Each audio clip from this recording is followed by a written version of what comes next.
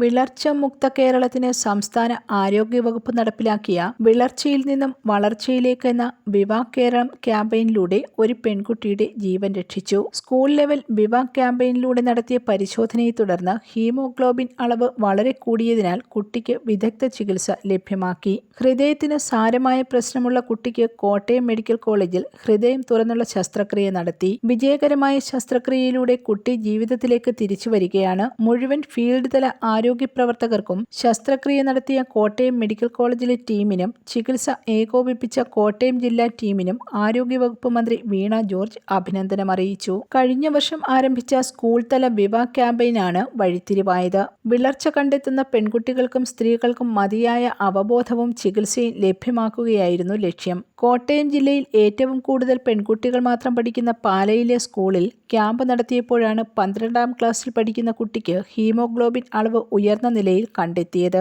പ്രാഥമിക പരിശോധനയിൽ ഹീമോഗ്ലോബിൻ അളവ് വളരെ കൂടുതൽ ആയാണ് കാണിച്ചത്. വിവാ പദ്ധതിയിൽ സ്ക്രീനിംഗ് വഴി കണ്ടെത്തുന്ന പ്രശ്നങ്ങൾക്ക് സ്ഥിരീകരണം നടത്തുന്നത് ലാബുകളിൽ രക്തപരിശോധന നടത്തിയാണ്. ലാബിൽ പരിശോധിച്ചപ്പോഴും ഹീമോഗ്ലോബിൻ അളവ് ഉയർന്നു തന്നെയായിരുന്നു. കുട്ടിയുടെ ഹൃദയത്തിന്റെ വാൽവിന് ചെറുപ്പത്തിൽ ചില പ്രശ്നങ്ങൾ ഉണ്ടായിരുന്നെങ്കിലും ആരോഗ്യ പ്രശ്നങ്ങൾ ഇല്ലാത്തതിനാൽ ശ്രദ്ധിച്ചിരുന്നില്ല. കുട്ടിക്ക് വിദഗ്ധ ചികിത്സ വേണ്ട സൗകര്യങ്ങളൊരുക്കി തുടർ പരിശോധനയ്ക്ക് വിധേയമാക്കി. തുടർന്ന് ഹൃദയവാൽവിന് ഗുരുതര പ്രശ്നമുണ്ടായതിനാൽ ഹൃദയം തുറന്നുള്ള ശസ്ത്രക്രിയ കോട്ടയം മെഡിക്കൽ കോളേജിൽ നടത്തുകയായിരുന്നു. News desk press Malayalam.